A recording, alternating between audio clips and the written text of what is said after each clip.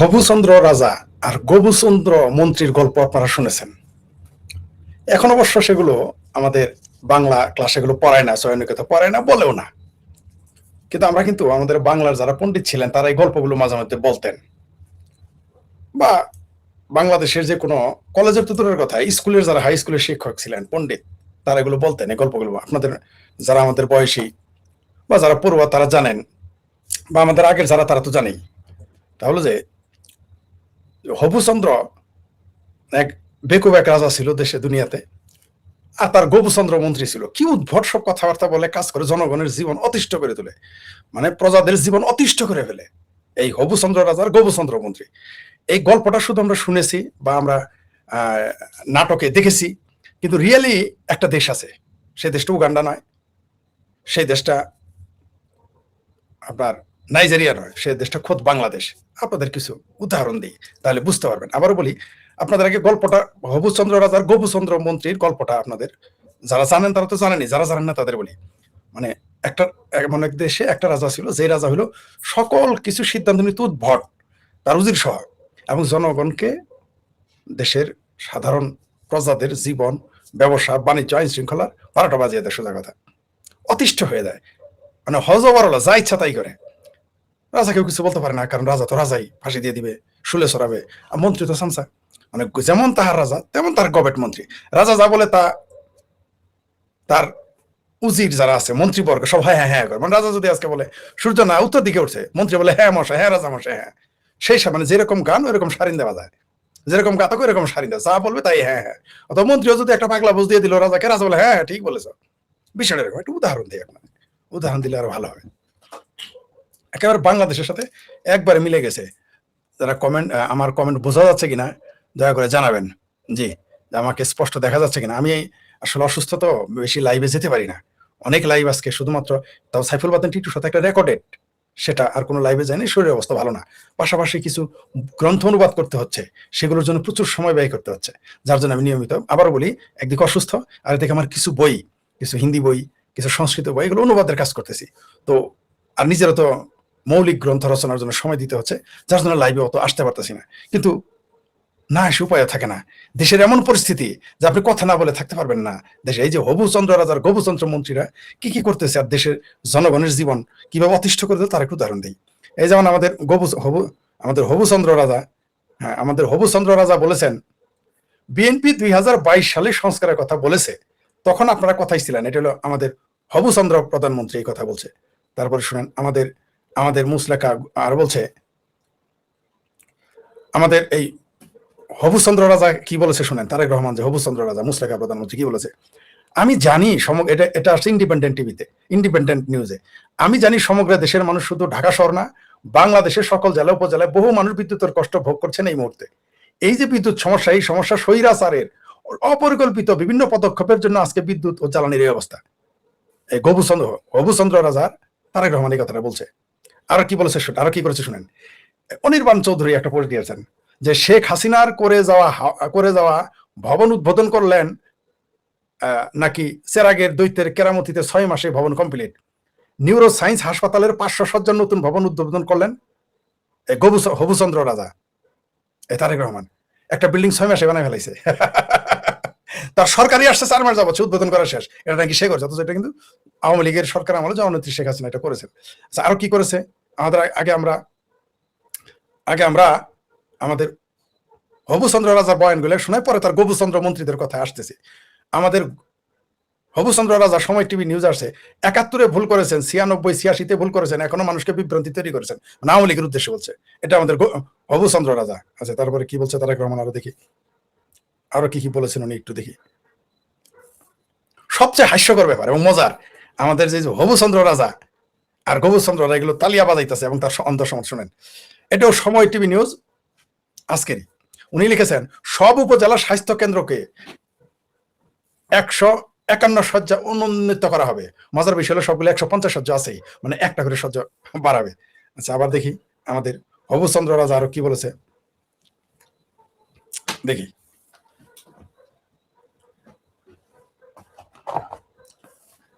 স্বৈরাচার সরকারের কারণেই বিদ্যুৎ ও জ্বালানির অভাবে মানুষ কষ্ট পাচ্ছে, এটা আমাদের হবুচন্দ্র রাজা তারেক রহমান বলছেন। এটা তো আপনারা আরো দেখাই কি বলছে আমাদের, মাশাল্লাহ। আবার মাশাল্লাহ জামাতের উদ্দেশ্যে, জুলাই সন্ত্রাসের উদ্দেশ্যে বলেছে যে আজকে যারা বড় বড় কথা বলতেছে গত 17 বছর তাদের রাজপথে দেখা যায়নি। এটা আবার গোলাম মাওলা, ময়লা না, গোলাম মাওলা রনি আছে না, গোলাম মাওলা রনি যে আছেন, গোলাম মাওলা রনি, গোলাম মাওলা রনি যে আছেন,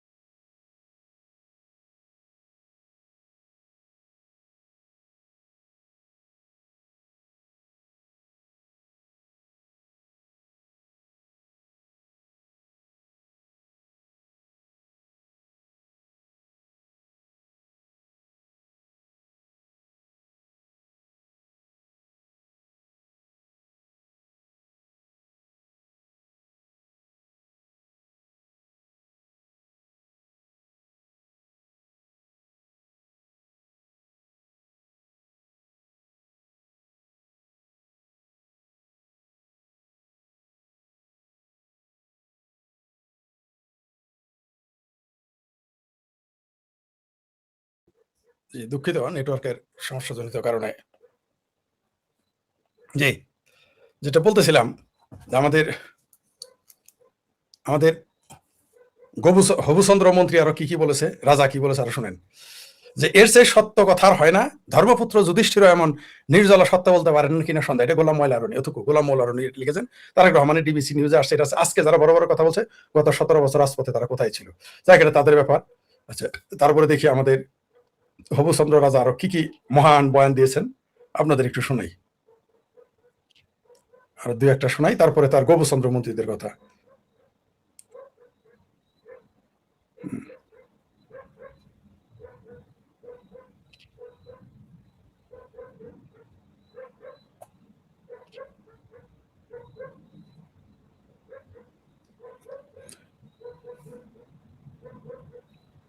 আমাদের এই হবুচন্দ্র রাজা বলেছেন যে বাংলাদেশের এখন যত সমস্যা, গ্যাসের সমস্যা, বিদ্যুতের সমস্যা, তারপর যানজটের সমস্যা, তারপর আসমানি বালা জমিনি বালা যা আছে, সব সমস্যা হলো শেখ হাসিনা করেছে। সব সমস্যা শেখ হাসিনা দেয়, সব সমস্যা আওয়ামী লীগ দেয়। এখানে তিনি মেট্রো রেল বানিয়েছেন, সেটার জন্য শেখ হাসিনা দায়ী, আওয়ামী লীগ দায়ী। পদ্মা ব্রিজ বানিয়েছেন, সেটার জন্য দায়ী। তার সময় দুর্নীতি হয়েছে, কারণ বাজেট নাকি বেশি করেছে। এখন শুনলাম যে মাত্র 150% বেশি আরো হইতেছে আর কি, আর ব্যয়ভার করার জন্য চিন্তা ভাবনা করতেছে। তারা যা করবে, যে কাজটা শেখ হাসিনা যেটা করছে তার 40, 50, 100% বেশি হবে এখন ভাই। তারপর সেটা দুর্নীতি না, যাই সেটা অন্য বিষয়। এবার সেটা হবুচন্দ্র রাজা কি বলেছে তো শুনলেন, কি উদ্ভট কথাবার্তা বলে, এটা আপনারা শুনেন। এবার তার গোবুচন্দ্র মন্ত্রীরা কে কি বলেছে শুনেন। যেমন তার আরেক গোবুচন্দ্র মন্ত্রী আছে, নাম হইল কষা জাহেদ, যে ডাক্তার জাহেদ নাকি, না ডাক্তার কি এর, গুটকা ডাক্তার নাকি কি এর, জানি না আমি। সে ডাক্তারে বলছে জ্বালানি ও গ্যাস সংকটের বর্তমানে কারণে বর্তমান সরকারের কোনো দায় নাই, এর জন্য চোখ বন্ধ করে শেখ হাসিনা সরকার দায় দেওয়া যায়। ঠিকই বলেছে, চোখ বন্ধ করলে তো দায় দেওয়া যাবে, কিন্তু চোখ যদি খোলা থাকে তাহলে দায় দেওয়া যাবে না, কারণ চোখ খোলা থাকলে তো দেখা যাবে। চোখ বন্ধ করে দায় দিতে কষা জাহিদ, এই যে পেতিবাড়া, এই যে এখন তারেক রহমানের পেতিবাড়া এই কথাটা বলেছে, চোখ বন্ধ করে দায় দিয়ে দিবে। তারপর দেখি তার আরেক গবুচন্দ্র মন্ত্রী আছে, তারেক রহমানের লোক হবুচন্দ্র রাজা, আর তার গবুচন্দ্র মন্ত্রী এই যে রিজভি সাহেব বলেছে যারা পালিয়ে যায় তারা আর দেশে ফিরতে পারে না। রিজভি তো রিজভি কি নাটা রিজভি নাকি কেসিগেট রিজভি সাহেব, আপনি না ভারত বয়কটের সময় আপনার জাঙ্গিয়া আন্ডারপ্যান্ট, তারপর কি পাগড়ি টুপি জামা কাপড় পরা শুরু করছিলেন, বইয়ের পেটিকোটটা ছাড়া সবই পড়ছেন, দেখালেন আমাদের। এখন ভারত বয়কট করেন না কেন? আচ্ছা, ওই প্রসঙ্গ রাখলাম। তিনি বলেছেন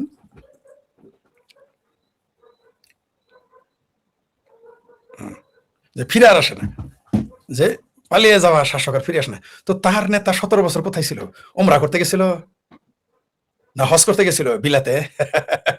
17 বছর পর তিনি এসে যদি তারে মন্ত্রী বানাইতে পারে, তাহলে শেখ হাসিনা ভারত থেকে ফিরে আসতে পারবে না, কলকাতা থেকে আওয়ামী লীগের নেতারা আসতে পারবে না, বা অন্য দেশ থেকে আওয়ামী লীগের নেতারা আসতে পারবে না।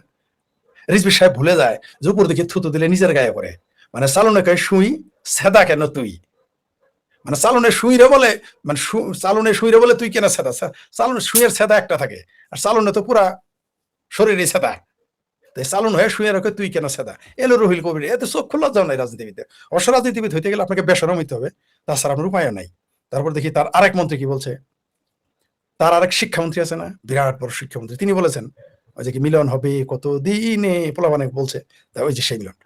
উনি বলেছেন সবচেয়ে ভদ্রমন্ত্রী, মানে একেবারে ভদ্রভাষী কেউ শুনেন, সরকারের 180 দিনের আমরা হানিমুন পিরিয়ড শেষ করেছি। মানে পাবলিকের বাস দিয়ে, পাবলিকের গ্যাস নাই, বিদ্যুৎ নাই, এগুলো তার হানিমুন পিরিয়ড। শিক্ষামন্ত্রী আমাদের এহসানুল হক মিলন সাহেব বলছে। এই যে হবুচন্দ্র রাজা তারেক রহমানের গোপুচন্দ্র মন্ত্রীদের একটা হলো এই তারেক এহসানুল মিলন। এইবার আসেন সমাজ কল্যাণ প্রতিমন্ত্রী আছে একজন আমাদের, এই হবুচন্দ্র রাজার গোপুচন্দ্র মন্ত্রিনী, ওনার নাম হচ্ছে ফারজানা শারমিন, সমাজ কল্যাণ প্রতিমন্ত্রী। উনি বলেছেন মাফিয়াদের রেখে যাওয়া মেগা প্রকল্পের সীমাহীন দুর্নীতির কারণে সেগুলো বাস্তবায়ন কঠিন হয়ে পড়েছে। আর এখন সেই কাজগুলোই ডাবল বাজেট দিয়ে করার জন্য প্ল্যান করতেছে। আর এটা দুর্নীতি না। এইটা বলেছে আবার কে জানেন? নাম হলো ওনার ফারজানা শারমিন, সমাজ কল্যাণ প্রতিমন্ত্রী। তার আর হবুচন্দ্র রাজার গোপুচন্দ্র মন্ত্রিনী। তারপরে দেখি কি বললো। তার আরেক এমপি আছে, এবার তার আরেক এমপি আছে, তার নামের শেষে খোকন। তিনি বলেছেন কি খোকন, জনাব খাইরুল কবির খোকন, তিনি বলেছেন তারা এটাও মন্ত্রী হয়ে যাবে কয়দিন পরে, 100 বছরও আওয়ামী লীগের ক্ষমতায় আসার সুযোগ নাই এমপি খাইরুল কবির খোকন। এটা নিউজ আসছে, 100 বছর আসতে পারবে না। কিন্তু কালকে যদি ওয়াকার সাহেবকে, এই যে তাদের যে ভাইয়া বড় ভাই যে পাহারা দিতেছে, ওয়াকার বেড়াকে চলে গেলেই এই হবু রাজা মন্ত্রী, গোপুচন্দ্র রাজার হবুচন্দ্র মন্ত্রীদের পাবলিক এমন দৌড়ানি দিবে, কল্পনা করতে পারবে না। আওয়ামী লীগ লাগবে না, পাবলিক দৌড়াবে শুধু।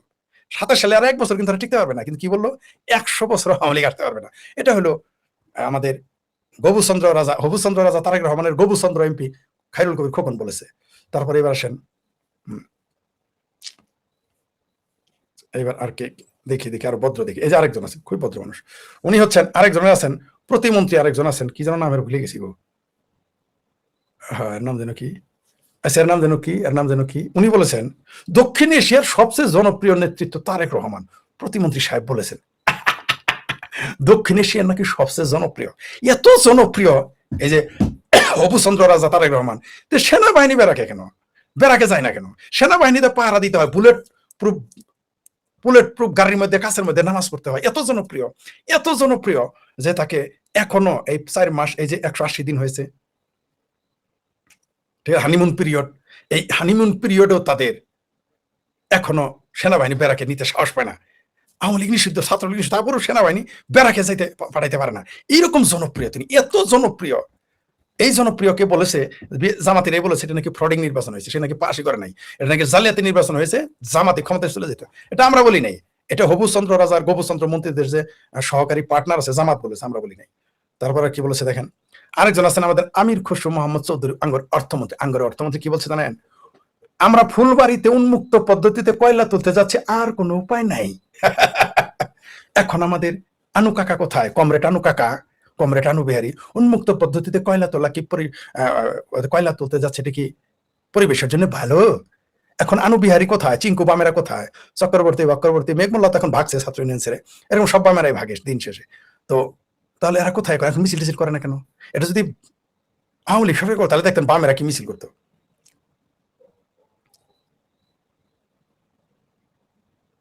তারপর দেখি তার গোবুচন্দ্র মন্ত্রী আরো কি বলছে। হ্যাঁ,